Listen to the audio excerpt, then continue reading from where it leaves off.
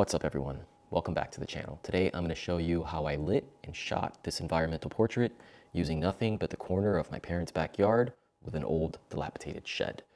I love environmental portraits. These are the type of portraits that really get me out of bed in the morning. Everything else like headshots, corporate branding, etc. Yeah, that's great for money and for business, but I don't really enjoy it. This though, this I can get behind. And the reason for that is because they remind me so much of cinema, because you are relying on the background, the environment, the props, the lighting to complement your subject and help you tell a story. Whereas with other types of portraiture, you're usually just isolating the background, shooting at 1.4.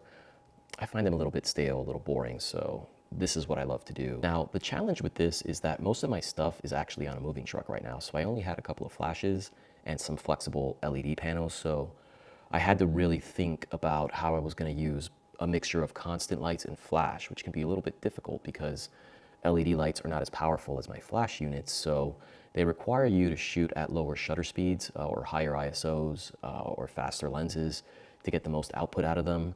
The flashes are a little bit easier to handle because the disparity of power is a lot broader. They can be very bright, but you can also dim them very low. So I had to work around the limitations of the LED panels. So what I'm going to do now is show you a quick BTS of the scene.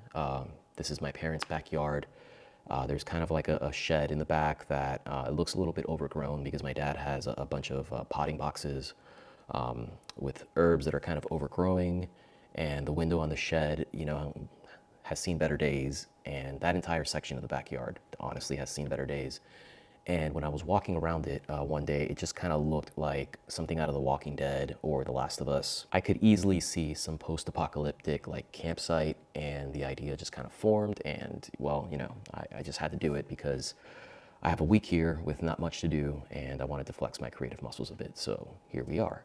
So I'm going to show you a quick BTS. You're going to see the environment, you're going to see the scene, you're going to see the lighting setup, and then we're going to come back here and do some post-production. Welcome back to the channel. Today I'm going to do something a little bit different. As many of you know, I am actually moving to Los Angeles next week. So I am staying with my parents until I can get going, move into my apartment. Most of my gear is in a moving truck right now. I just have my camera and a couple of lights, but I didn't want to let this week go to waste, and I'm in my parents' house right now.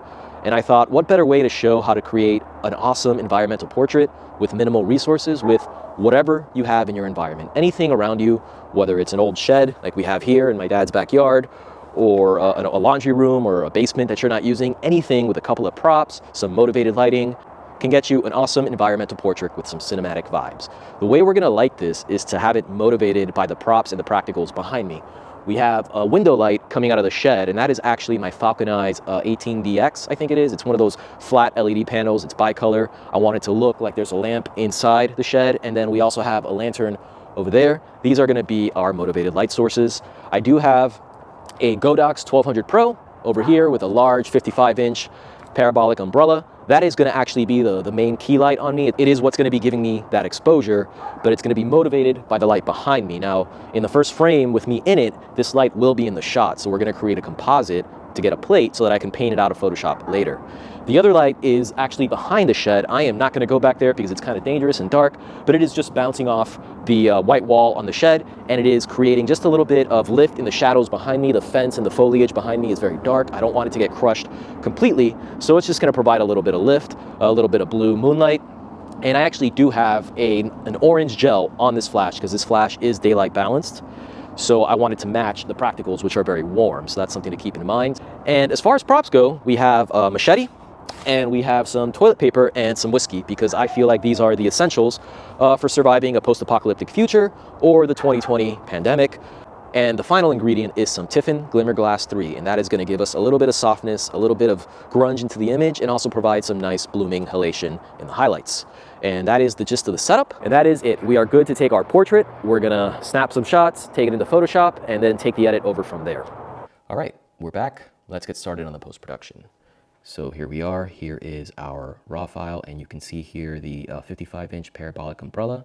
This is what's actually lighting me. This is what's creating the exposure on my face. It's a big soft source, and as you can see, I have a nice fall off on my face, something that I would not be able to get if I was just being lit by the practical lights, in this case, the old lantern that I found in the shed, and the LED panel that's shining through the window. If those were actually giving me the exposure on my face, I would probably have a much more sinister look. It would be very, very harsh, full of harsh shadows, hard edges, and that might look pretty cool. But I was going for something a little bit more Hollywood, a little bit more polished, so I wanted flattering light on myself, and this light also helped with some texture on the gas canister over here and the bottle of whiskey, and added an overall sharpness and good colors to the scene. So we also have, we're gonna go and look aside over here. We also have some of our ambient layers you can see here without the modifier, and we just did different exposures to just kind of see what we would need.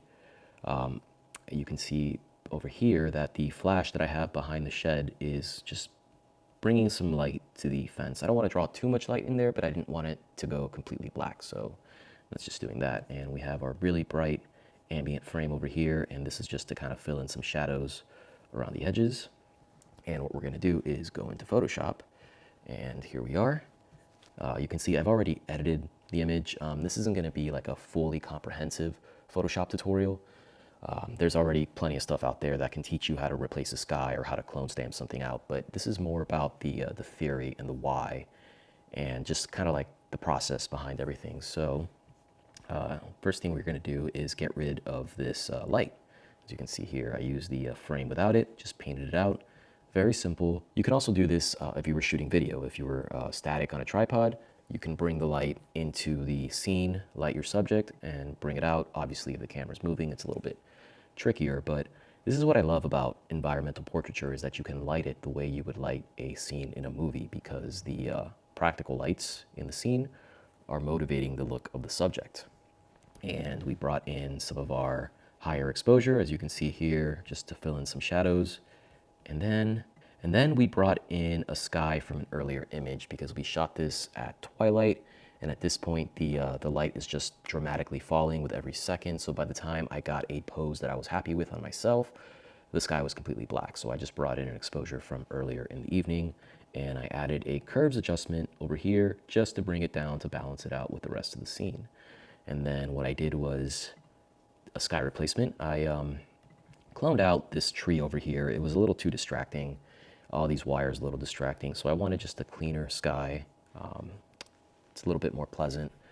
And we did that. We did some frequency separation on the subject, not too much. I didn't really do much retouching on the skin because I'm so far away from the camera. It would just be a waste. You're not really going to notice it. Next, we have a solid color layer that I applied to the whole image, and then applied a mask to paint it out of areas that I didn't want it, and I changed the blend mode to soft light. And what this does is it creates a very nice soft luminance to parts of the image. I used a color that was very similar to our practical lights, and this just kind of like accents the practicals that I was using. You can see here that there's a nice fall off of light coming onto the subject, and this is really where we start to shape the image and shape the light around the image and just kind of like craft the scene, being very selective with our shadows and with our highlights, what we want to emphasize, what we want to de-emphasize. And I added a slight vignette with some curves. The way I like to do my vignettes with the curves is to bring down the highlights and then just lift the shadows just a little bit so that the shadows don't go completely black.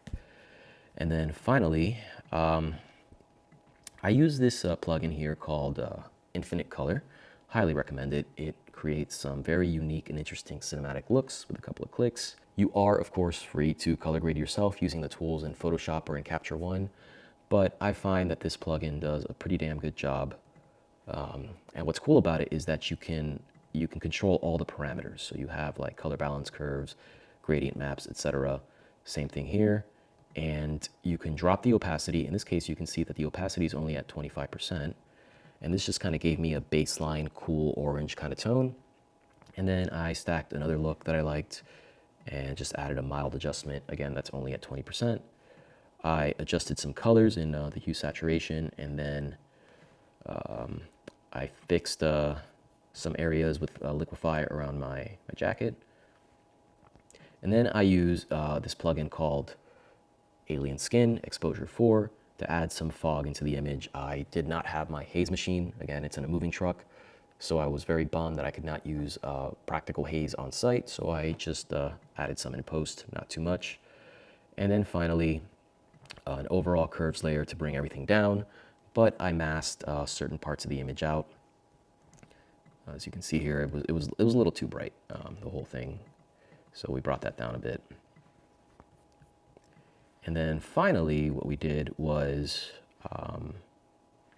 I did not like the placement of this bottle over here. I should have probably been more cognizant of placing it. So I grabbed a frame from a different shot and just moved the bottle over here. And finally, I just, again, with the blend modes are awesome. I just took a color that was similar to the amber of the whiskey, set the blend mode to overlay, and just painted it in at a low opacity of around 10%, just to add a little extra glow to the bottle. And as you can see, I did not really do that much post-production. Most of the work was just adjusting the colors to create the look that I wanted. But I feel I did a pretty good job of getting the bulk of the look right in camera with the way I placed the lights, kind of just set the scene already the way I wanted it. So I think I spent less than like an hour editing this whole image. And I brought the image back into Capture One to make my final adjustments, and one of them being a little warmth back into the shadows because as you can see here, we had just added some orange into the shadows, some teal into the highlights, just because I felt that the blues were a little too magenta for my taste. I wanted a bit of a grungier texture to the shadows. And then finally, I think that's it. That's all the adjustments that I made. This is the final image. I am just a huge fan of post-apocalyptic aesthetic. I love The Walking Dead, love The Last of Us, Mad Max, etc. And I think it just really resonated with me this year because 2020 has kind of felt like a post-apocalyptic America because we're all just kind of struggling to get by and survive and make the best of the circumstances. So as you can see here, I had a little bit of fun with it. There's some toilet paper, some whiskey, all the essentials I feel like we would need if we were just gone feral and, surviving on our own in the wilderness. Got myself a machete. And I consider this to be kind of like a companion piece to a very similar in spirit portrait that I shot at the beginning of the pandemic, around April. And this just kind of evolved the concept to kind of show where we are now. So again, just a little fun. I think that self-portraits are an excellent exercise in creativity, not just to flex those creative muscles, but also they give you the opportunity to practice lighting skills that you're not going to have the luxury of doing on set for a client. It's really not the time to experiment with new things, especially things that you're not familiar with. So it's great to do it in an environment where there's no pressure, where you are free to make mistakes and there are no consequences for those mistakes. So I highly encourage everybody to do this. So yeah, that's the end of it. Let me know what you think.